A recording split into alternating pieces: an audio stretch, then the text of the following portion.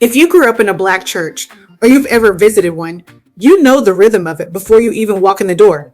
The clapping, the preacher's voice rising and falling, the hum under everything, the hats. I could describe a full Sunday service from memory without ever having planned to. That's because none of it is random, and almost none of it started in America. Today we're going piece by piece through a black church service and showing you exactly where each part actually comes from. Every element we are about to describe has a documented lineage. This is not speculation. Okay, give me the list so I know what I'm bracing for. Call and response preaching, the hum, hand clapping, and foot stomping standing in for drums. Spirituals, including some hidden meanings inside them. The modern praise break, Sunday best, and the church hat tradition. And we'll close out in New Orleans with the second line and the jazz funeral, which is its own beautiful piece of this. That is a lot of church for one video. It is a lot of Africa for one veto. The church is simply where it ended up. Okay, that's actually a great way to frame the whole thing.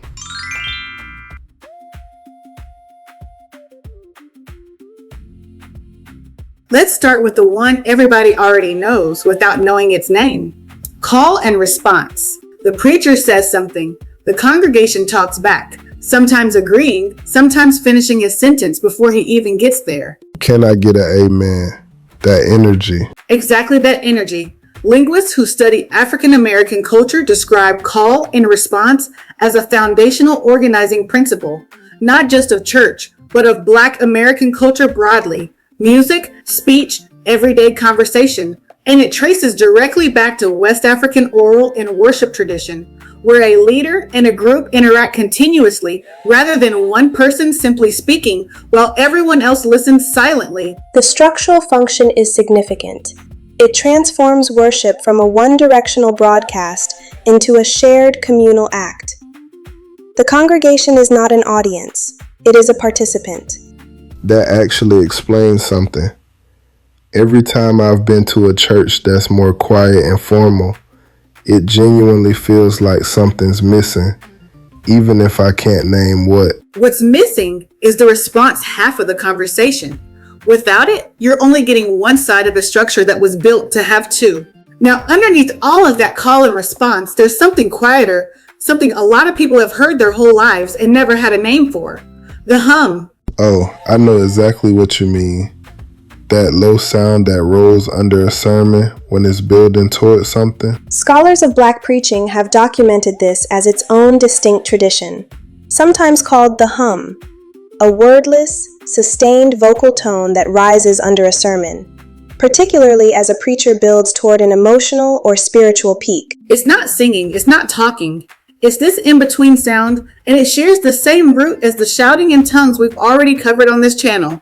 The same underlying trance and possession tradition, just expressed as sound instead of movement or words. My grandmother used to hum like that right before she catch the spirit. I never once thought about where that came from either. Almost no one does. That is precisely why we are making this video.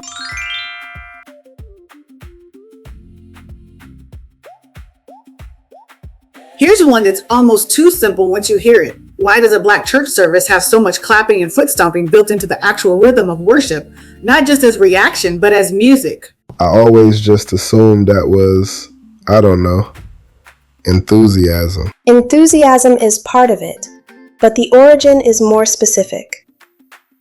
On most plantations in the American colonies, enslavers banned drums outright, specifically out of fear that drumming was being used to communicate over distance and coordinate resistance. So the rhythm didn't disappear, it just moved. The body became the instrument, clapping patterns, and foot stomping carried the exact polyrhythmic complexity that drums would have carried back in West and Central Africa. So when the choir claps on the offbeat, that specific clapping pattern is standing in for an actual instrument that got taken away. Correct.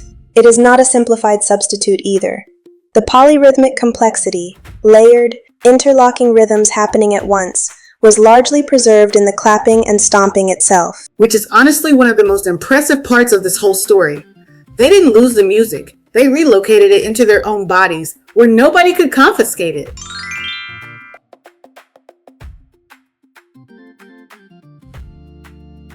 Now let's talk about the songs themselves. Spirituals. Structurally, these follow the same call and response pattern we already talked about. A leader sings a line, the group answers or repeats it. Musicologists and folklorists have documented spirituals extensively. Many collected directly from formerly enslaved people in the 19th and early 20th centuries. The songs were largely improvised and communal, built and reshaped over time by whoever was singing them. And I've definitely heard that some of these songs had secret meanings, like map instructions hidden inside a hymn. That's a real and well-known tradition, though I want to be precise about it since historians do debate exactly how widespread and literal the coding was in every single song. What's well documented is that spirituals often carry double meanings, religious language on the surface describing freedom in heaven that could also be understood as coded language about escape, about the Underground Railroad, about resistance, sung safely in plain hearing of an overseer who would only catch the religious meaning. A remarkable use of art as both worship and survival strategy simultaneously. So people were singing actual escape plans in church and calling it a hymn. In some documented cases, yes, which is a genuinely wild piece of history that doesn't get taught nearly enough.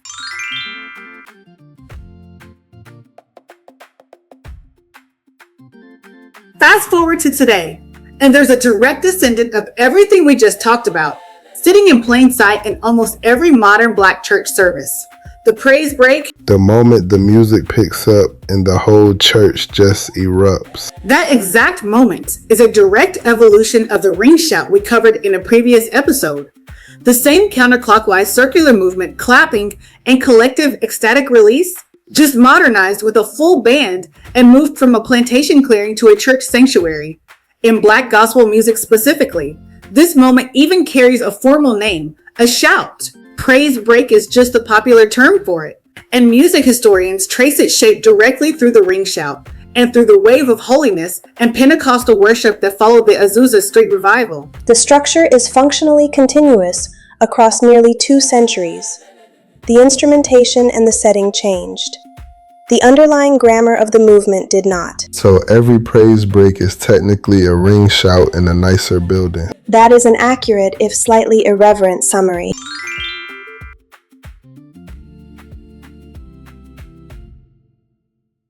Let's step away from sound for a second and talk about something visual.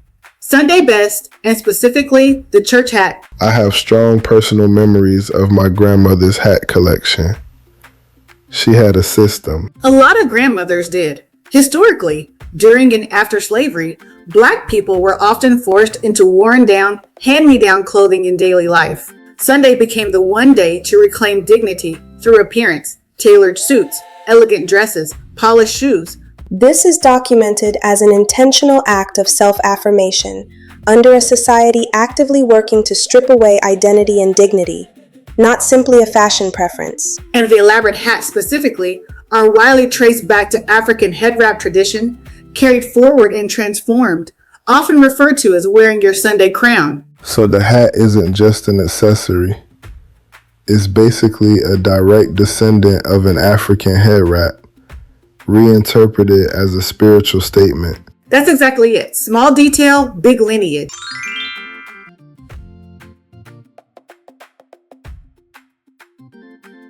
Last stop, and this one leans a little more into the Louisiana branch of the family tree we mapped out in an earlier episode. The second line and the jazz funeral. Oh, I love this one. The funeral where everybody's dancing. New Orleans jazz funerals traditionally start somber, a slow procession honoring the person who passed, and then transition into a full celebratory parade, brass band, dancing, umbrellas, handkerchiefs waving in the air. This directly reflects West and Central African funeral tradition broadly, where death is treated as a transition to be celebrated with music and movement, rather than mourned in silence alone. Scholars caution against pinning it to one single specific African source. Several regional traditions likely fed into it. So even the way New Orleans handles death traces back to the same source as everything else we've talked about today. It does. It's a slightly different branch, more Catholic and Congo influenced like the Louisiana voodoo tradition we covered before, but is still part of the same family. So let's zoom out. Call and response, the hum, hand claps and foot stomps standing in for drums, spirituals carrying hidden meaning, the praise break, the church hat, the jazz funeral. None of that is a coincidence, and none of it started in an American pew. Each element survived the same way, not preserved intact, but adapted, relocated, and rebuilt inside a new religious structure that enslaved people were forced into, yet still managed to make their own. It's kinda wild to realize my whole childhood in church was me participating in something way older and way bigger than I ever understood at the time. That's the whole point of this series, honestly. None of this was lost. It was hidden in plain sight, in rhythm, in sound, in fabric, in movement, and it's still happening every single Sunday. Survival, in this case, did not require memory of the original source. It only required the practice to continue. Write that one down too. Already did.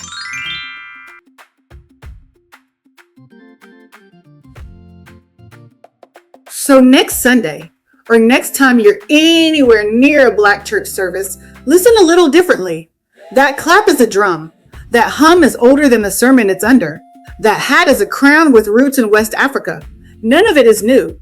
All of it survived. I'm never looking at a church hat the same way again. An appropriate reaction. If your family has stories about any of this, the hats, the hum, the spirituals, the jazz funerals, drop them in the comments. We want to feature real family history in a follow-up. And if this changed how you see something you've been part of your whole life, subscribe, because we're not done tracing these roots. See you next time. Goodbye.